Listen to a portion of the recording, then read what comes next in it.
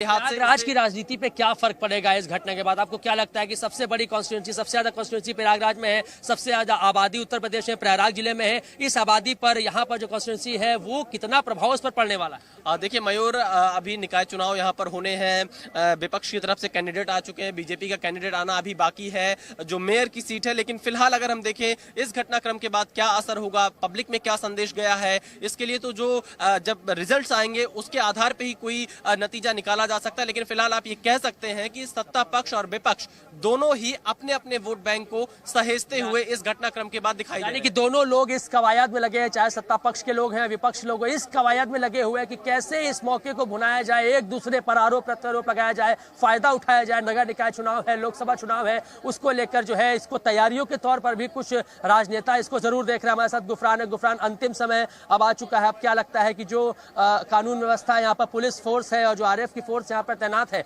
क्या ये आने वाले कुछ दिनों तक यहाँ पे रहेंगे? किसी तरीके की अव्यवस्था अब यहाँ हो सकती है क्या? देखिए व्यवस्था, देखिए आशंका जरूर है इस बात की, लेकिन जिस तरीके से यहाँ पर पुलिस फोर्स का मूवमेंट है, अभी हमने कुछ समय पहले देखा था कि आईजी चंद्र प्रकाश प्रयागराज के जो हैं, इसके अलावा कमिश्नर प्रयागराज जो हैं, इसके अलावा दूसरे तमाम जो पुलिसकर्मी हैं, उन्होंने एक लंबा चौड़ा जो काफिला होता है आरएएफ पीएसी की टुकड़ी के साथ, एक लंबे काफिले के साथ चकिया, कसारी मसारी, खुल्दाबाद इलाकों में मूवमेंट किया है। और तमाम जो चौराहे हैं, जो बाहुल्य इलाका है, खास करके मुस्लिम बाहुल हैं, बड़ी तादाद है, उन जगहों पर अतिरिक्त पुलिसकर्मियों की तैनाती की गई है। सुरक्षा को लिहाज से तमाम जो जरूरी इंतजाम होते हैं वो हमने कल रात से देखे हैं, और आज उसका जो असर है वो ये दिखाई दिया है कि कहीं पर कोई हिंसा या कोई ऐसी घटना। लेकिन कल कुछ ऐसी तस्वीरें सामने आई थी पूरे जिले से कि जगह जगह पर आगजनी हुई थी, पत्थरबाजी हुई थी, एटीएम तोड़ा गया था, जिसकी तस्वीरें हमने दिखाई हैं। बिल्कुल बिल्कुल, कल रात में जिस तरीके की खबरें आ रही थी, माफिया अतीक अहमद के जो समर्थक थे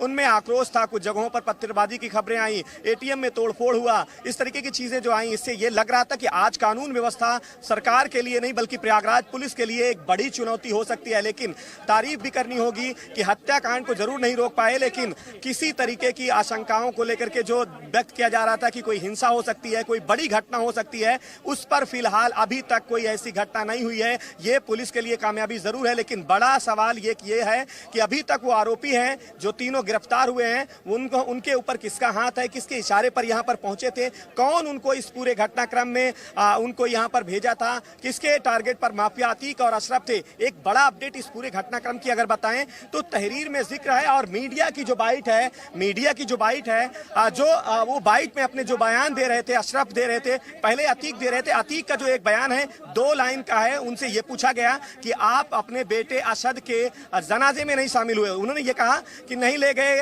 नहीं गए। ये लेकिन जिस दिन एक और महत्वपूर्ण बात यह है कि ये 4 शब्दों में अतीक ने, माफ कीजिएगा, अपनी बात कही।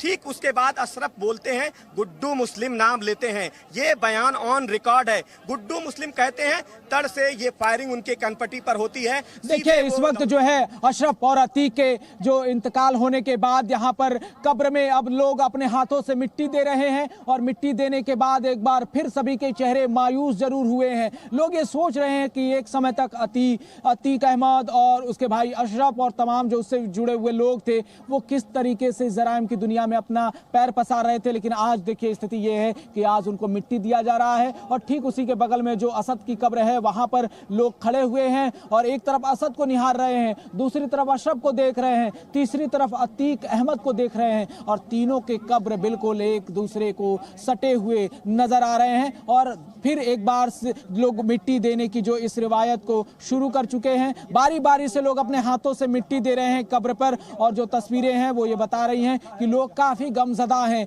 महिलाएं यहाँ पर बैठी हैं चबूतरे पर, लोग वहां पर मिट्टी दे रहे हैं, और अब जो है अतीक के गुनाहों का अंत हो इसी जो मिट्टी देने के परंपरा के साथ ही खत्म भी हो जाएगा। लेकिन कई सवाल छोड़े जाएगा, जैसा कि हमारे सहयोगी चर्चा कर रहे थे, अब और भी कई सवाल होंगे। गुड्डू मुस्लिम को लेकर अभी बात होगी, शाइस्ता परवीन कहाँ है, इस बात का जिक्र हर कोई कर रहा था कि वो आ सकती है, लेकिन वो नहीं आ पाई है, वो अभी कहाँ है, और अतीक के बेटों का क्या होगा, और जो अतीक का साम्राज्य खड़ा हुआ था उसमें जो कुछ लोग बचे हुए हैं वो उन लोगों का क्या होगा, आगे ये पूरा नेटवर्क कैसे काम करेगा, या फिर इस पर किस तरीके से जांच आगे बढ़ेगी। क्योंकि जो कहा जा रहा था बात कि हथियारों का जखीरा जिस तरीके से अतीक अहमद ने पाकिस्तान के जरिए ड्रोन कैमरों के जरिए खड़ा किया था, उन जखीरों का आखिर पता कैसे लगाया जाएगा। क्या उन सारे सवालों के जवाब अतीक अहमद और अशरफ ने दे दिए हैं, जिन सवालों को लेकर पुलिस जो है उनसे पूछताछ कर रही थी, जिन जवाबों को जानने के लिए लगातार उनको बताए गए उनके जगहों पर जा रही थी। अभी और भी जगहों पर जाना बाकी था, कौशाम्बी जाना बाकी था, लेकिन बीच में ही मेडिकल कराते वक्त अतीक को जिस तरीके से गोली मारी गई, अशरफ को जिस तरीके से गोली मारी गई, ये बताता है कि अब जो है अतीक अहमद और अशरफ दोनों मिट्टी में मिल चुके हैं। दोनों का जो पूरी तरीके से एक साम्राज्य था वो भी खत्म हो चुका है, नाम लेने वाला भी कोई नहीं बचा है, और लोग आखिरी बार बस मोहल्ले के लोग उसे अब मिट्टी दे रहे हैं। और इस मिट्टी के ढेर के बीच दबा हुआ अशरफ का शव आज से मिट्टी में विलीन होना शुरू हो जाएगा, और अतीक अहमद भी मिट्टी में विलीन होना शुरू हो जाएगा। और यही वो मिट्टी थी जिसको अतीक अहमद भूल चुका था। एक समय था जब अतीक अहमद के पिता तांगा चलाया करते थे, और अतीक अहमद की भी तांगे में खूब रुचि हुआ करती थी, लेकिन जैसे तैसे करके अतीक ने जब खेतों को हड़पना शुरू किया, खेती जब उसकी बढ़ती गई, उसने एक ट्रैक्टर निकाली, और ट्रैक्टर के जरिए वो खेती करता था। जिसका मन करता था, जिसके खेत पर मन करता था, वो ट्रैक्टर चलाया करता था और उसे अपना बना लिया करता था। जब कोई आपत्ति जाहिर करता था तो उसे वो बम गोली से उड़ा दिया करता था। ये था अतीक का वो शुरुआत, जिसके चलते अतीक ने अपने साम्राज्य को खड़ा किया, फिर अपने साथ उसने अशरफ को खड़ा किया, और उसके बाद जब उसने अपने बेटे असद को खड़ा करने की कोशिश की तो अतीक का जो एक पूरा पैरेलल जो चल रहा एक नेटवर्क था वो ध्वस्त हो गया। उसकी प्लानिंग, उसका दिमाग, उसकी सोच गच्चा खा गई, और असद पुलिस के कब्जे में आ गया। उमेश पाल हत्याकांड ये आखिरी किल थी जो अतीक अहमद के ताबूत में ठोक दी गई। इससे पहले अतीक अहमद ने कई हत्याएं कराई। राजू पाल की हत्या के बाद से लगातार अतीक अहमद पर सवाल खड़े होते रहे, बावजूद इसके अतीक ने चुनाव लड़ा, जनप्रतिनिधि बना, संसद में बैठा, सफेद पोश बना, लेकिन जब उमेश पाल की हत्या हुई वही हत्या इसके लिए नासूर बनी। और इसके देखिए अब जो तस्वीरें आ रही हैं, धीरे धीरे लोगों ने अब जो है मिट्टी दे दी है, अब धीरे धीरे लोग रवाना हो रहे हैं, और ये कहा जा रहा है कि अतीक अहमद और अशरफ दोनों को सुपुर्दे खाक कर दिया गया है। लोग वापस लौट रहे हैं, जो उसके लोग हैं अब वो वापस आ रहे हैं। और एक बार फिर से आपको दूसरी तरफ अगर तस्वीरें दिखाएं अपने सहयोगी के जरिए, तो यहाँ पर अब महिलाएं एक बार फिर से अतीक और उसके भाई अशरफ की इंतजार, जो मिट्टी देने के बाद जो लोग आ रहे हैं उनका इंतजार कर रही हैं, और ये महिलाएं रो रही हैं, ये महिलाएं सिसक रही हैं, और ये करें भी तो क्यों ना, क्योंकि इनके जो परिवार के मर्दों ने किया है वही आज इनको भुगतना पड़ रहा है। पुलिस के जवान देखिए इस वक्त आ रहे हैं, हम अपने सहयोगी के कहेंगे कि वो जरा कैमरा जूम करके दिखाएं कि वो पुलिस के जवान भारी संख्या में यहाँ पर निकल के आ रहे हैं, यानी अब वो पूरी प्रक्रिया समाप्त हो चुकी है। दोनों माफिया ब्रदर्स को पूरी तरह से जो है सुपुर्दे खाक किया जा चुका है, और इसी के बीच जो तमाम पुलिस के अधिकारी हैं वो यहाँ पर मौजूद है, और इसके बाद वो धीरे धीरे अब बाहर की ओर निकलते जा रहे हैं। इनके साथ जिले के आला अधिकारी मौजूद हैं, और पीछे पीछे वो लोग भी आ रहे हैं जिन्होंने अशरफ और अतीक को मिट्टी दी है, जिन्होंने उन्हें सुपुर्दे खाक किया है, और वो महिलाएं अभी भी बैठी हुई हैं। वो लगता है परिवार की वो महिलाएं हैं जो यहाँ से अब निकलना नहीं चाहती हैं। उन्हें आगे का रास्ता नहीं मालूम चल रहा है, आगे घर जाकर वो क्या करेंगी, किससे बातें करेंगी, किसके बारे में सोचेंगी, क्योंकि अतीक ही था जो पूरे परिवार को एकजुट करके रखा हुआ था, जो जिसे चाहता था आगे बढ़ाता था, जिसके सर पर हाथ रखता था उसकी किस्मत बदल जाती थी। लेकिन अब वो अतीक रहा नहीं, अब वो अशरफ रहा नहीं, और अब लोग जो है उसे मिट्टी में दफन करके घर की ओर लौट रहे हैं। एक बार फिर अब लोग जो है धीरे धीरे उन महिलाओं के पास जा रहे हैं, जो 4-5 महिलाएं आपस में कुछ बात कर रही हैं, कुछ गले लिपट के रो रही हैं, तो कुछ सिसक रही हैं, कुछ ये कह रही हैं कि आखिर अतीक के गुनाहों की सजा उन्हें क्यों मिल रही है। ये इतनी तकलीफ जो दिलों में पाले ये महिलाएं बैठी हैं, ये बताता है कि आज की जो तस्वीर है, जो खौफनाक मंजर हुआ करता था कभी प्रयागराज में, आज उस खौफनाक मंजर और उसकी कहानी रचने वाले उस रचयिता का ही अंत हो चुका है।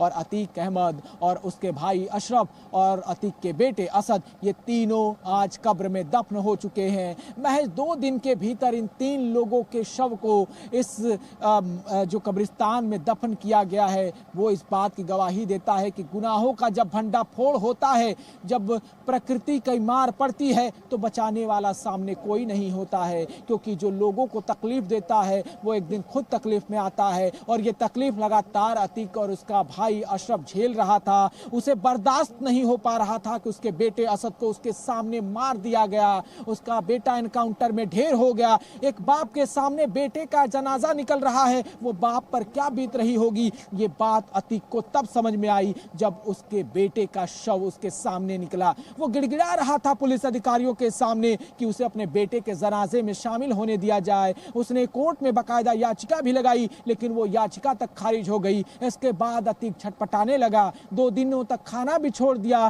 पुलिस के सवालों के जवाब भी नहीं दे पा रहा था और रातों की नींद उड़ चुकी थी। लेकिन अतीक को क्या पता था कि अब उसका अतीत ही पूरी तरह से मिटने वाला है। अशरफ को क्या पता था कि उसके गुनाहों का हिसाब होने वाला है। और आज जो हुआ है उसको देखकर हर कोई जो भौचक नजर आ रहा है, हर कोई सन्न है, अधिकारी भी सन्न नजर आते हैं कि आखिर इस चाक चौबंद व्यवस्था में ऐसी चूक कहां हो गई कि ये जो 3 दुर्दांत अपराधी थे, जो पेशेवर अपराधी थे, उन्होंने पूरी सटीकता के साथ पता लगाकर अतीक और उसके भाई अशरफ को मेडिकल कराने के दौरान मार गिराया।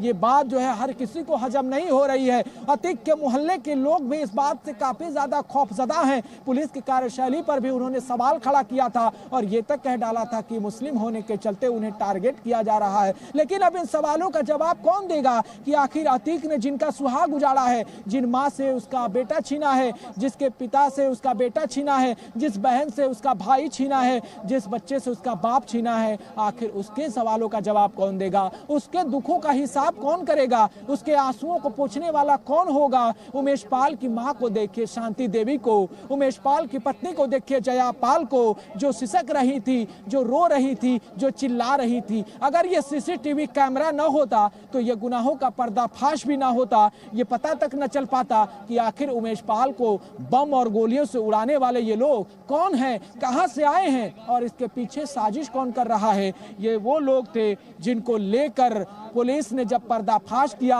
और सीसीटीवी कैमरों के जरिए राज खुला, तो फिर शुरू हुई काउंटडाउन अतीक एंड उसके ब्रदर्स की। और आज देखिए कि लोग उसे कब्र में दफन करके आ रहे हैं और जो मीडिया का भारी जमावड़ा है, उसके साथ ही जो सुरक्षा का जो भारी इंतजाम किया गया है। अब देखिए जो परिवार जी न्यूज़।